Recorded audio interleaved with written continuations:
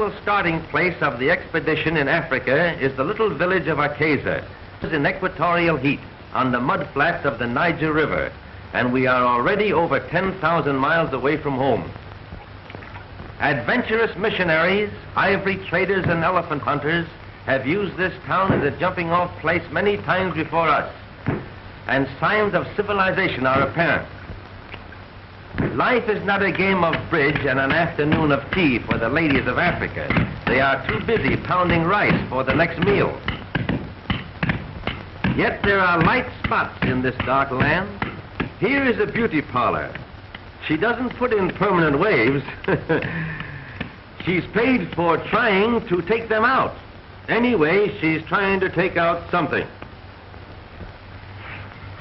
And here is the original tailor of 2 suits for the price of 1 frame. While he weaves a pair of trousers on his ancient foot-power loom, his customer in the background waits in his other suit. This little group of elephant tusks is worth over $10,000, and each pair represents the death of a 4-ton animal. Here we charter an old-time wood-burning stern-wheeler, which will carry the expedition approximately 500 miles up the Niger River. From that point, we will travel by truck, and the foot safari will carry the supplies. Hundreds of gallons of gasoline and oil for the truck must be transported and deposited at convenient points along our proposed route, in this manner or on the backs of our native quarters. We engage most of the town's population at 25 cents a day to chop wood for the boat and gather drift logs from along the riverbanks in their primitive canoes, which are hollowed out of a single tree.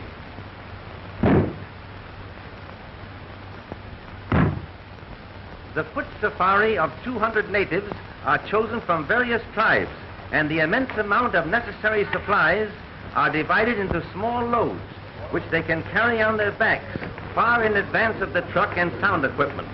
The fact that each tribe speaks a different language lessens the possibility of them all striking or quitting the expedition at one time. How would you like to carry 60 pounds on your head 20 miles a day in torturous heat? Finally, the entire expedition is loaded onto the steamship which will carry us up the Niger and into the heart of the dark continent. Then we will begin our great trek across equatorial Africa, where man is the prey of animals and animals the prey of man. Africa the unknown.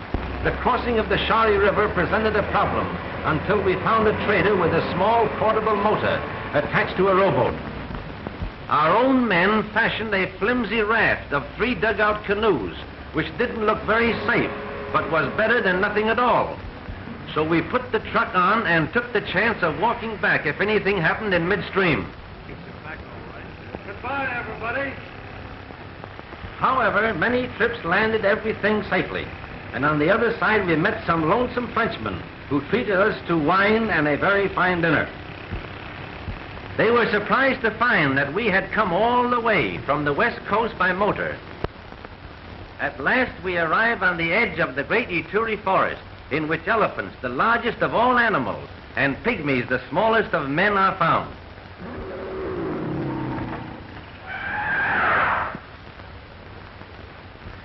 The trail of the elephant is easy to follow, for they trample down everything in their way.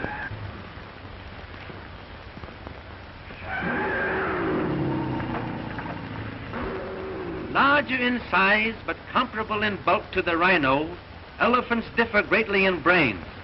They are the wise, are the most stupid.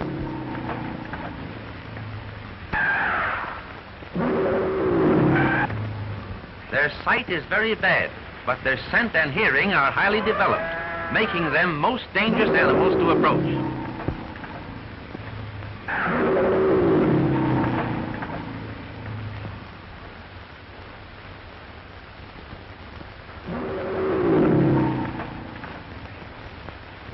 A family like this are very loyal comrades. They have been known to carry a wounded pal away from danger, supporting his immense body between them at the risk of their own lives. The African elephant, unlike his Indian namesake, has never been successfully trained for the use of man. Until recent years, ivory hunters penetrated the haunts of the elephant for centuries, killing millions of these majestic mammoths and taking away nothing but their tusks. We had been unable to find a route through the dense forest to the pygmy village, so we seized this opportunity to bribe our way with salt, which necessity of life is very difficult for them to obtain. Boy! Kuja hapa! Kuja! Kuja hapa! Here you are. They love it. Like a child loves candy. It's very scarce in the forest. Chumbi! Chumbi mingi! Kuja!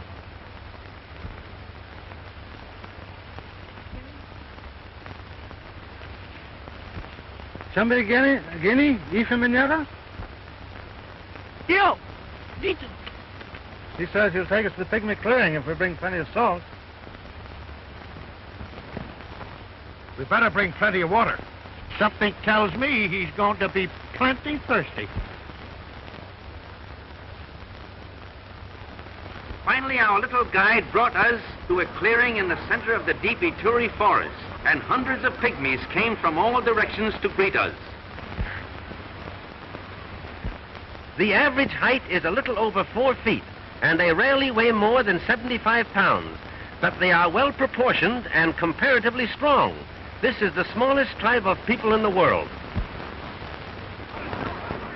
They live in clans of 20 or 30, a few miles apart, and a representative of each family receives the salt.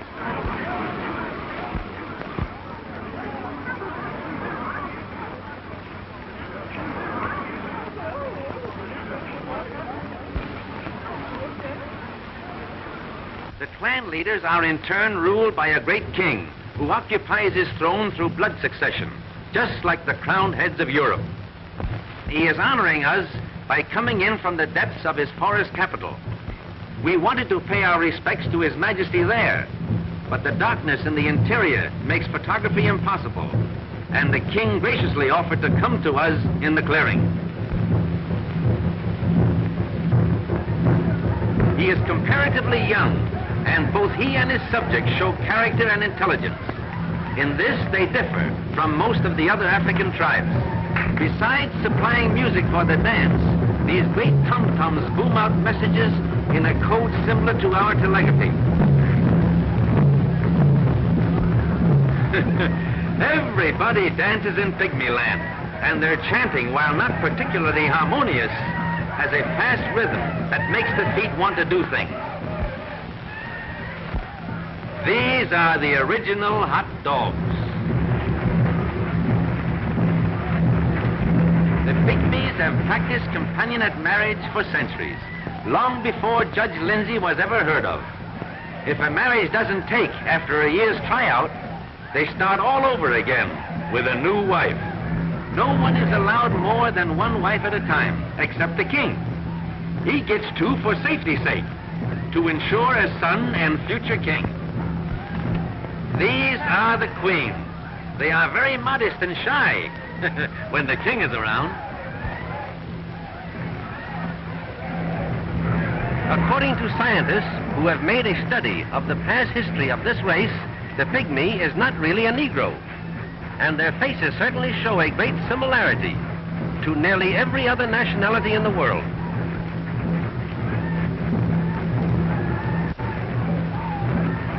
Less than 2,000 of this particular tribe are known to exist, and until our visit, no one ever knew the proper tribal name, which is Ifi, I-F-I, Ifi. Here is an unusual fact. This peculiar style of wrestling is exactly the same as a very popular sport in Japan called rice wrestling, and here we find it in the center of Africa, 10,000 miles away. The idea of the thing is, the first one who is thrown off his feet is the loser. They make everything that they use, and the jungle furnishes them with food. Here they are constructing arrows. The shafts are made from the hearts of palm trees, which are strong, light, and durable. Look at these beautiful teeth. A dentist in Africa would have a great chance. to starve to death. They mine and smelt their own iron, which they mold into arrowheads. The big savage in the center is the official poison mixer for the whole tribe. He actually stands only 5 feet 10 inches, but the difference in height is so noticeable that he looks like a giant beside them. This man belongs to another tribe and is maintained by the pygmies for one purpose. He mixes the poison. Then they dip their arrows into it and put the blame on him for whatever they kill. Their own conscience is clear because the force of the arrow will not cause death, but the poison does. That's their way of escaping responsibility. Darn clever, these pygmies. The large mound with the little house on it in the background is a great anthill. This is where we lived while here. They shoot very accurately, but depend more on the poison than the force.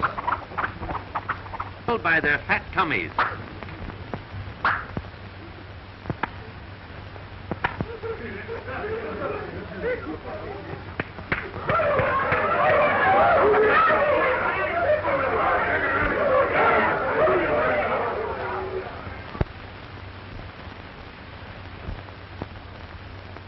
But it is very hard to get close enough to photograph them.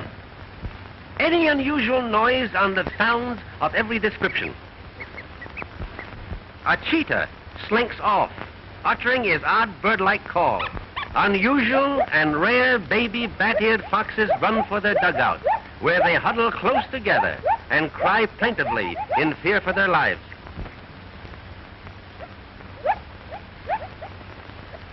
Even a herd of ostriches glide by. The huge pads on their feet muffle the sound, and they make great speed in their springy, strutting manner. It's like Mother Nature holds a grudge against the zebra. Its glaring stripes make it an outstanding target for beasts of prey in search of food. Almost powerless when attacked by a lion, but oh boy, they kick and bite viciously when bothered by other animals. Zebras in zoos over here rarely make any kind of a sound, but this shrill bark is common both day and night in Africa. The stripe patterns are like human fingerprints. No two are found alike.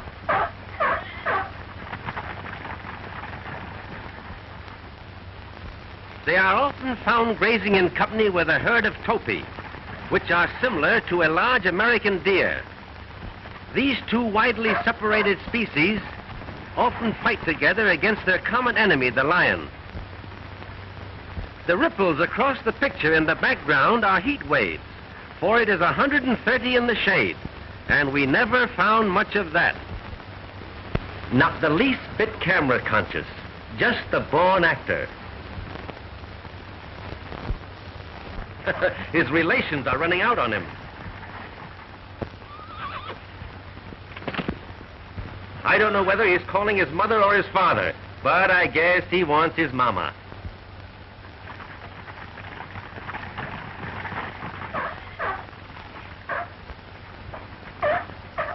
Though lions kill hundreds of thousands for food each year, the zebra still survives and increases in number, and their pounding hoofs in mad stampede can be heard on all the velds of Africa.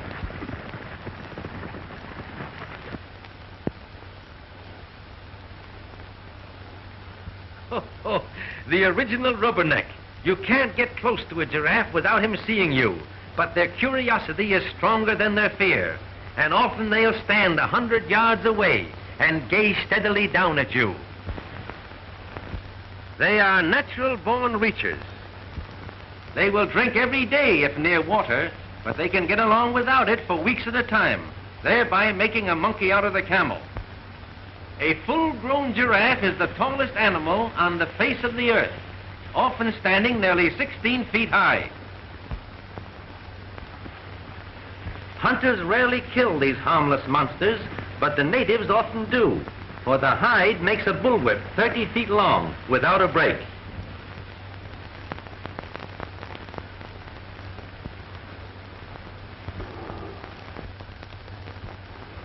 Lion!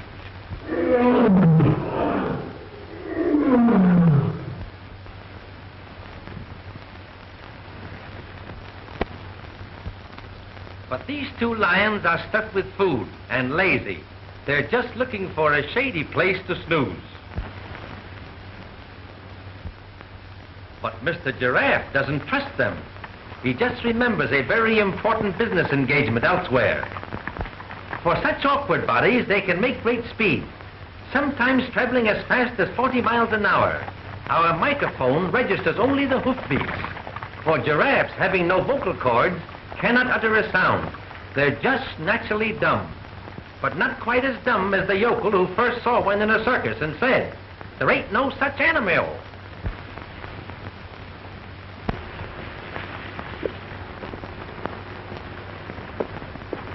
Here is a marvelous chance to study their peculiar rocking horse gallop. All 4 feet are never off the ground at one time. They were once called camel leopards, due to their leopard spots and their unusual ability to go without water. The huge legs, long neck, and sloping back make the giraffe appear clumsy. But notice how the head remains level, while the neck takes up the bumps like a shock absorber. They could run clear across the picture with a glass of water between their horns and not spill a drop.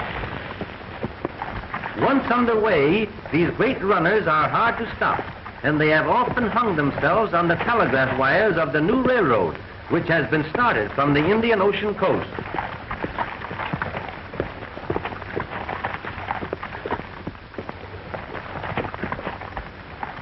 The little youngsters keep up with the old folks, even leading at times.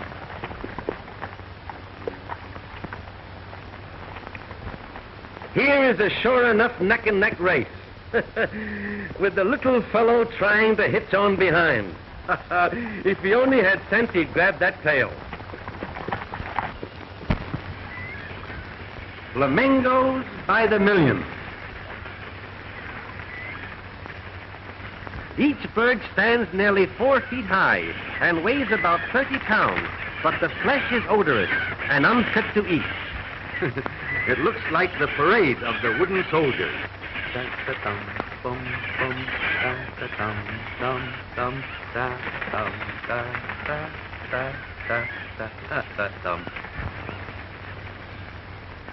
They appear to be floating, but in reality they are... It is an amazing sight to watch a flock numbering hundreds of thousands suddenly lift themselves into the air, so thick that they hide the sun. Thick is the reality of an artist's dream. A golden sun fades to a lovely pink in natural harmony with the color of the flamingo, that wing their way in vivid circles, but always within sight of the lake, which is their home in life and their grave in death. Watch the fish trying to gain the upper water so they can spawn in the place where they were born.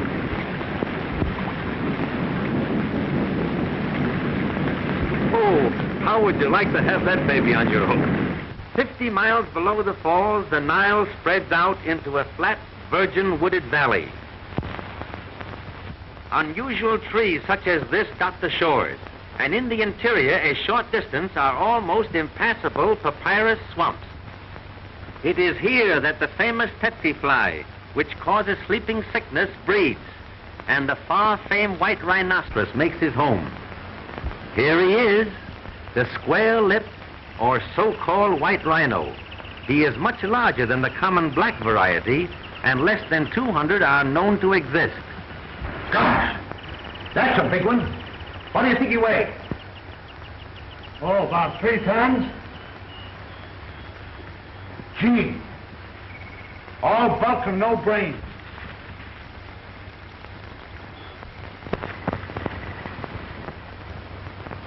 Charming fellow. He'd like to make friends with you, in his own way.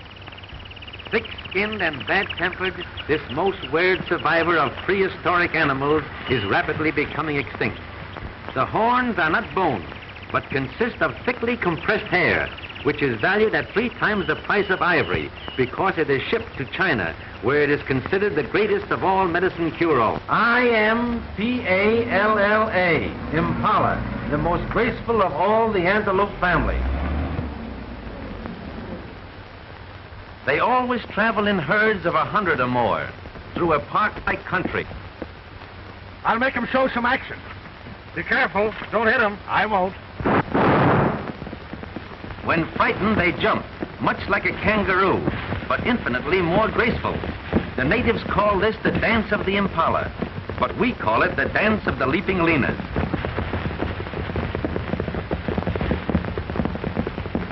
Look at that baby jump.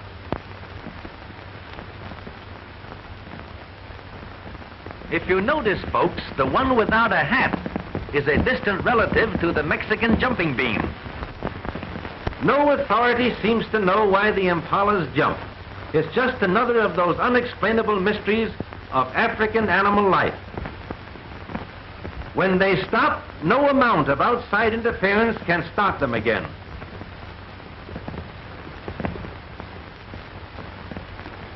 Sometimes they jump backwards to keep the dust out of their eyes.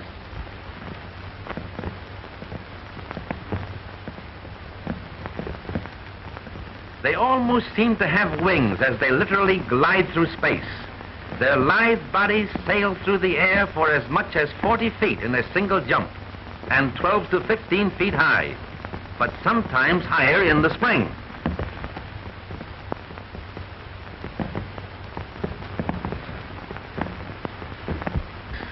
They jump higher on their mother's side than they do on their father's side. Here's a great job for a cowboy, breaking in one of these things. It's probably something they ate last night. There goes 3 of them up together. Lions eat very few impalas because the impalas keep him on the jump, and the lion goes crazy trying to catch up.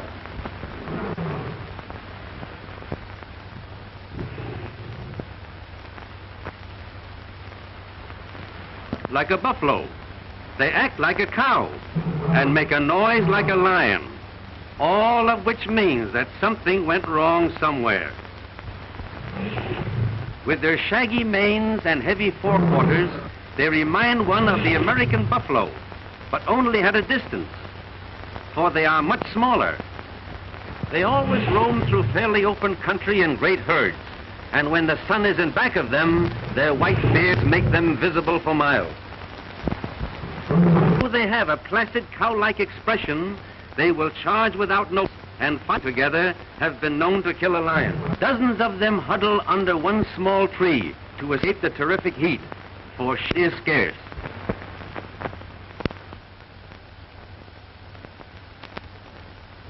Though there are many hardships connected with an expedition of this kind, the charm of Africa lies in the ever-changing things of interest.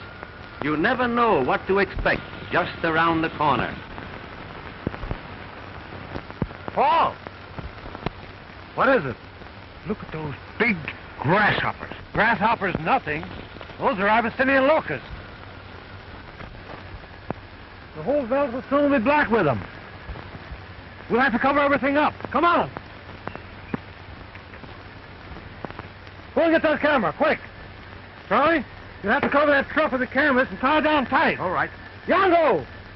Come on, Yango. Hurry up.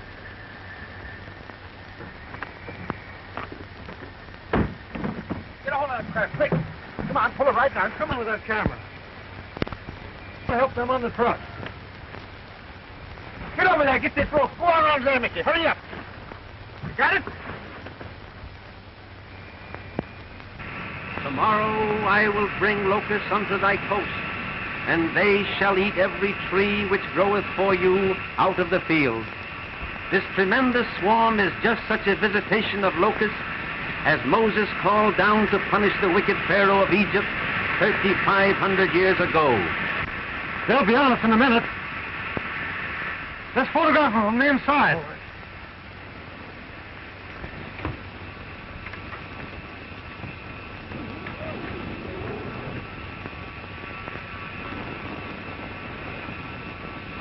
The windows of the tent were especially constructed of flexible isinglass, through which photography is possible. Swarms such as this have been known to be 50 miles in width and 100 miles long, and often they'll fly several hundred miles in a day.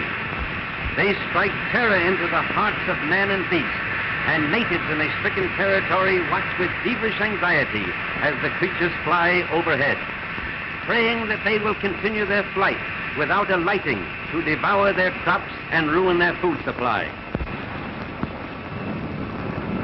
They hit the tent like hailstones.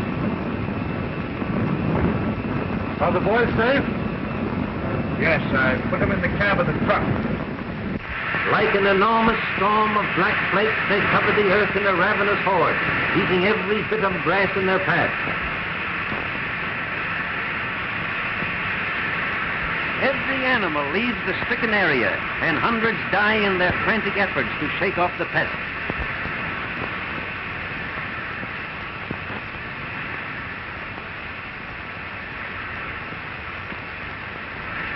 Clouds of countless billions literally hide the sun, and every modern resource of science has failed to combat them, for no one knows from whence they came or where they go.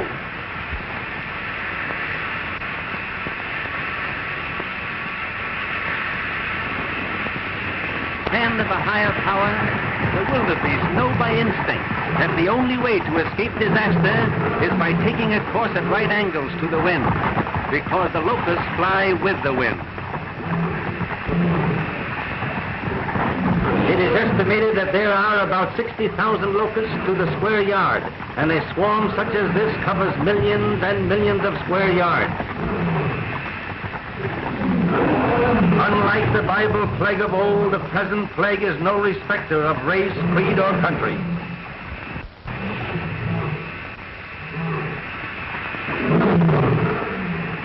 The stampeding wildebeests raise clouds of giant hoppers, which have settled on the ground.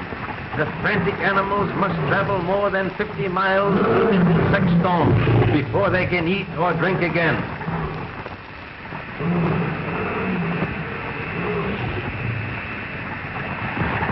In the evening, they continue to come down from the sky in millions, settling on every bit of green vegetation in the countryside. They break strong branches of trees by the sheer weight of their countless numbers, and the ground is covered with a blanket at least 6 inches deep. All through the night they eat every blade of grass, every leaf of the trees, and in the morning this beautiful country is transformed into a bleak and barren desert.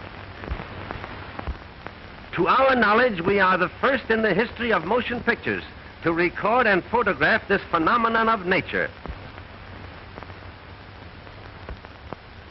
And Moses said, "For they covered the face of the whole earth, so that the land was darkened, and they did eat of every herb of the land, and all the fruit of the trees. And there remained not any green thing, either tree or herb of the field, through all the land."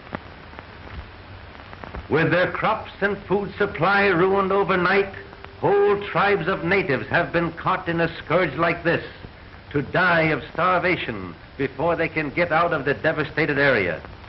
It was our good fortune that the truck contained sufficient food to carry us out of this ravaged country to our next supply station. After many days of travel in equatorial heat, we climbed to the summit of the Ubangi Mountains. Below is the Tanganyika Valley of Lions, and here among the tribe of Maasais, the most profound tragedy of the entire trip took place.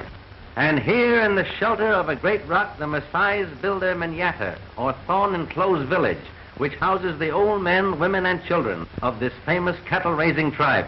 This manyatta is completely surrounded by an 8-foot wall of thorn bushes, with the cow-dung huts of the natives just inside the thorny circle.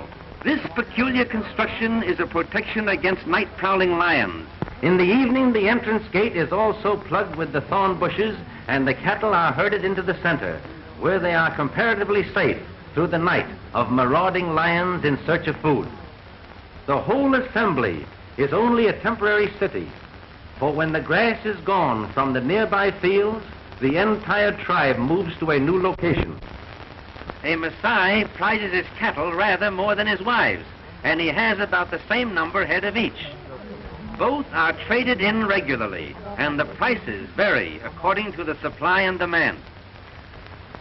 The old chief told us the average price per maiden is 1 steer, 2 cows, and a keg of honey beer. Of course, second-hand wives are quoted at cut-rate prices. He said he was a good trader and trotted out his collection of female curios to prove it. It is the duty of the Maasai women to take good care of the calves as well as the children, and the chief apologized for those of his wives who were out helping the cows. The rest of them wouldn't come out. Some of the others were nursing calves, for this duty is just as important as the care of the children. Copper and iron wire form the principal adornments of the Maasai women, and their social standing is graded by the amount possessed.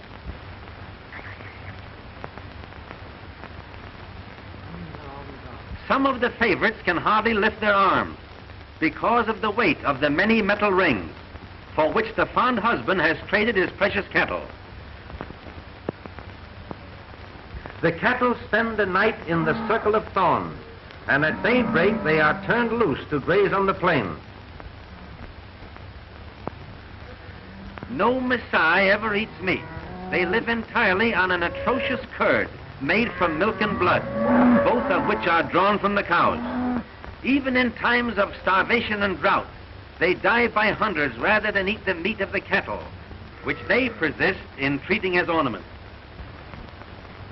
They are slightly smaller than our cattle, and each has a peculiar hump on the back like that of a camel. While his youngest son attended to the cattle, the kind old chief instructed his oldest boy, Kega, to show us around and help however he could in our purpose to secure close-up scenes of wild lions. Though thousands of lions are known to be in this grassy valley, they have learned to stay away from the cattle because a human being is always with them. Dotting the hillsides in the open, but close to the Maasai village, can be seen the huts of the Maasai El Moran or lion hunters, the most courageous and feared of all African warriors. They are the tribe policemen or protectors, and in these clusters of small huts they live like knights of old, being carried their food of milk and blood by maidens of the tribe, who also live with them in a state of free love. They are maintained for the sole purpose of hunting lions, which have become man-eaters or molesters of the great herds of cattle that constitute the wealth of the tribe. Here in this valley of lions we make a permanent camp and carefully prepare to obtain motion pictures and sound of the giant cats in their natural moods.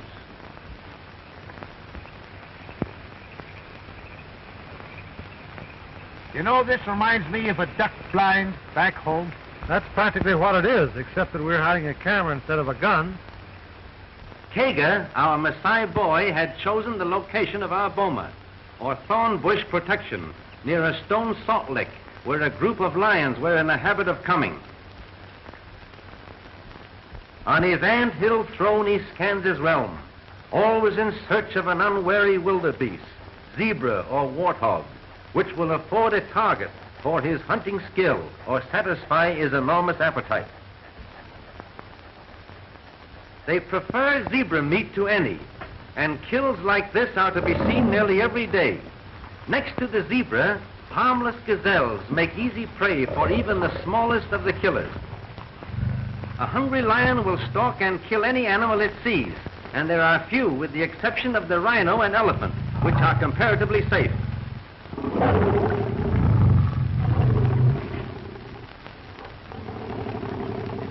Truly the king of beasts, flesh-eating and blood-drinking, but now a picture for an artist's eye. Though she appears as gentle as a tabby cat, the female is more deadly than the male.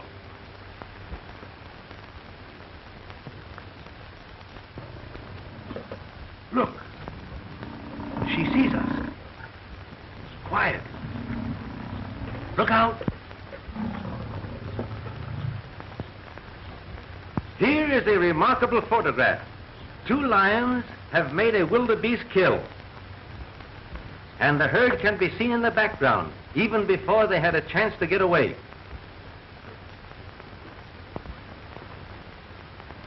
Even at that, some of the best pictures escape our camera. For instance, we saw this great female leap clean over the hedge in the background, carrying a 200-pound gazelle in her teeth. Lions are not supposed to be able to climb trees. But how would you like to be where the meat is?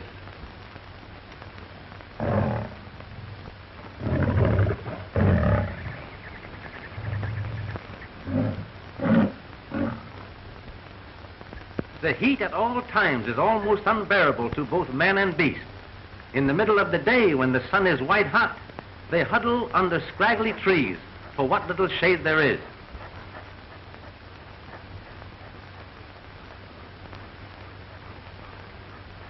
Lions are rarely found in large numbers, and it is quite unusual to photograph 7 at one time. At 3 months of age, the cubs cry for meat, and mother must provide. For these have not yet reached the age when they can make a kill of their own.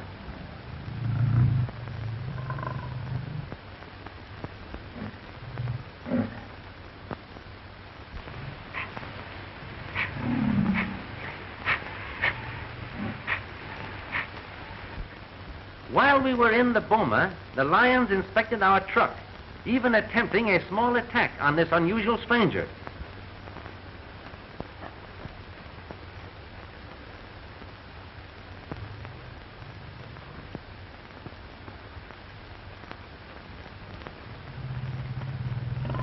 They tore off a spare tire and slyly took a little nibble at it. They seem much surprised when it doesn't bite back.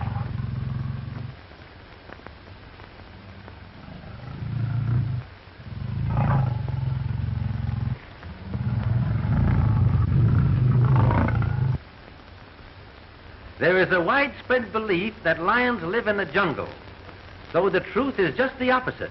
They are always found in open grassy plains, because the lion is a meat eater, and he feeds entirely on animals, which in turn live off the virgin grass of the open country.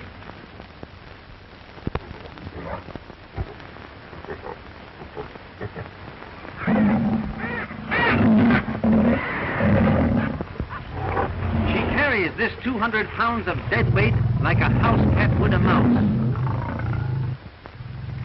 But lions never tease a victim. They break the neck instantly with a tremendous swipe of the paw and eat what they want almost immediately. Others have caught the scent of the kill and come in uninvited to attend the banquet.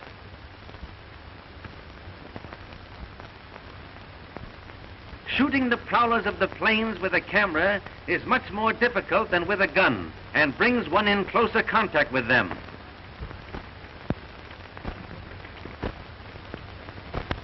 There are no place cards at this feast, but despite their noticeable lack of manners, it is a remarkable fact that they seldom quarrel over a kill, but share it amicably. So great is a lion's appetite that he must make a kill every 2 days in order to exist. The thousands of lions in this section kill hundreds of thousands of animals each year for food alone.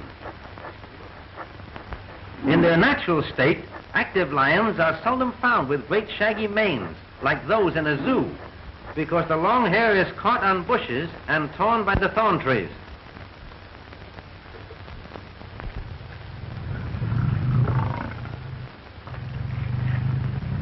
Trigger! Get rifles from motor car, quick!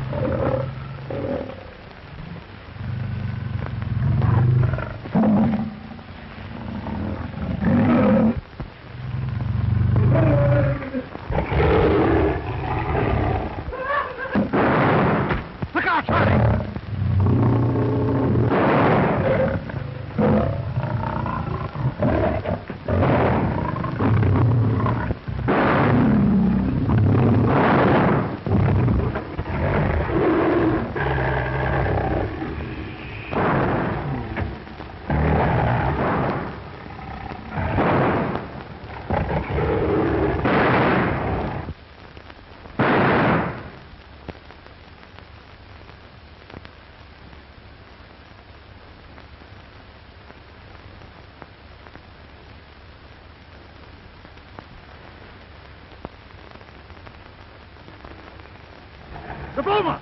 Quick!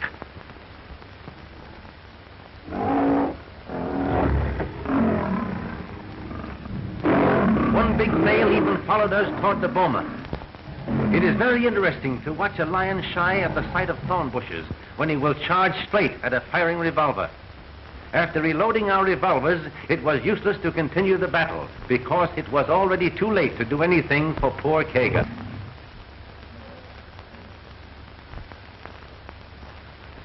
Handicapped as we were, with the rifles in the truck, we were forced to wait the rest of the afternoon for the lions to leave. Finally, 5 out of the 6, which were around us, trooped off behind the leader. Only one of the man-eaters remained at the kill. A flock of vultures awaited his departure, and behind them in the distance, a ring of cowardly hyenas also await turn.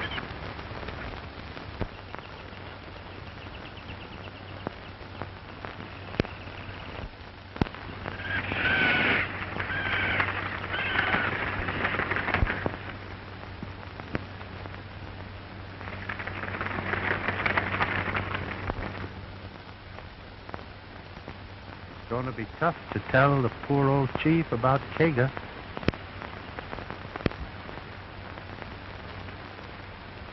Come on, let's go.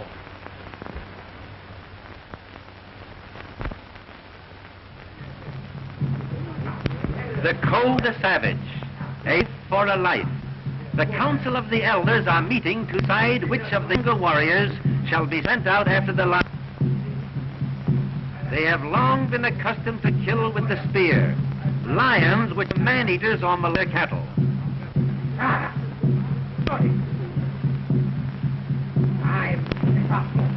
There's sadly a outcome of the council. Many of Kaga's older kin now past their would be willing to young warriors in the hunt, but have already been sent to the huts of the El Moran, lion hunters. For this honor serves solely for them. The phantom made of ostrich feathers, and is as necessary to hunt as the spear.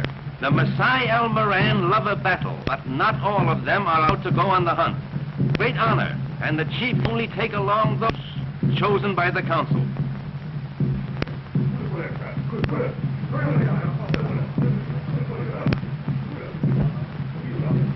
Most of the younger warriors wear headdresses made from the manes of the lion they have killed. All their lives they have lived foods, blood, milk, and water, and they are as fit as lions they hunt, cruel and fearless.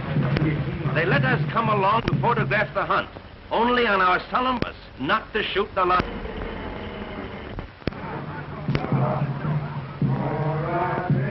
The faces, legs, and chest painted red, yellow, and white, with a substance made from the ashes of previously lions. Naked or half naked, with girdles of leopard skin, buffalo hide shield colored with bold patterns, carrying a long bladed spear. For now, master of the West, the terror that stalks by night, this grim lord of slaughter, his doom at the hands of the only foe who him. This is the challenge.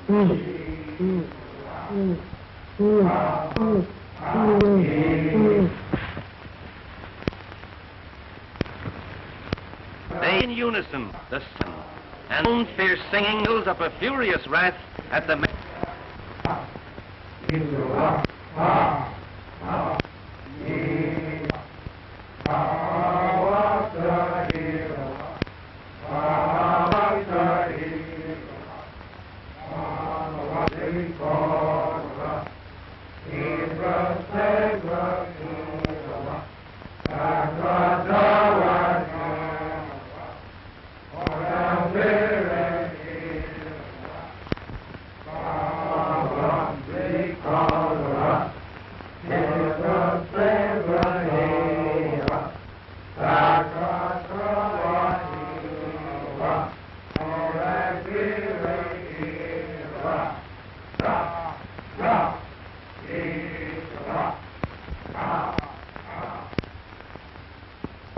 All morning the tireless Maasai warriors have advanced across the rolling grassy plains in long lines.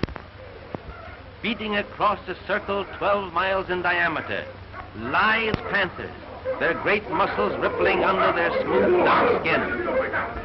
Suddenly, a short distance ahead, a great female spied us and darted off to the right. We were happy to shoot her, but we could not break our promise with the Maasai chieftain. Now the hunters divide, form the final circle around east. The razor-sharp spearheads glint like silver in the sun rays, and their savage yells become shrill in anticipation of victory. The lioness takes temporary refuge in the weeds, and now we see that there are two of them, but it is too late to inform the Maasai. In small groups, the spearmen come closer and gradually form the ring of death. One by one, they take their ring, and each, when he is near enough, crouches behind his shield. Spear in hand, his eager face gleaming over the rim. Shields held steady to body, and quivering spears poised for instant action, the men in front brace themselves for the shock of the rushing charge. The lioness watches them closely, unafraid, and seemingly withholding her charge until they are ready. At last, the tense ring is complete. It is a wild sight, the ring of spearmen intent, silent, bent on blood, and in center, a great man-killing beast. This ring, once formed, must not be broken, for the man who steps back in face of a charge is forever branded a coward. Finally, with a tremendous roar, she charges. The crowded moment begins. The leader plunges his beast. Strikes him. He's down. His shield protects him. He's up again. Not a man's back. Certain spears drive clear to the ferocious beast. Look out! There's another! It's the male, fighting to protect his own.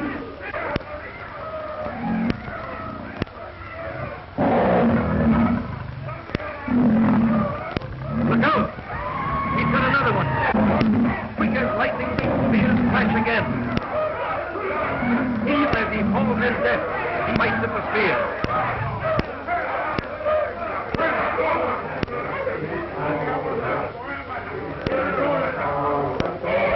The first half-dozen spears have done the work, and Kega is avenged. The whole thing is over in 30 seconds. But in second, excited, them wild with savage, and we wondered if to us next. The chief takes away the knife, whose wild frenzy seems to be getting the best of him.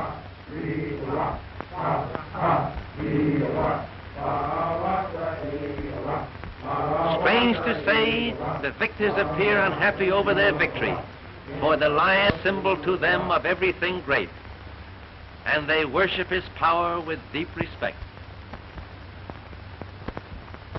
Finally, the end of this day of thrills is the Maasai tribute to their fallen foe. Reverently, they move the carcass of the lion on another spot than that on which it died.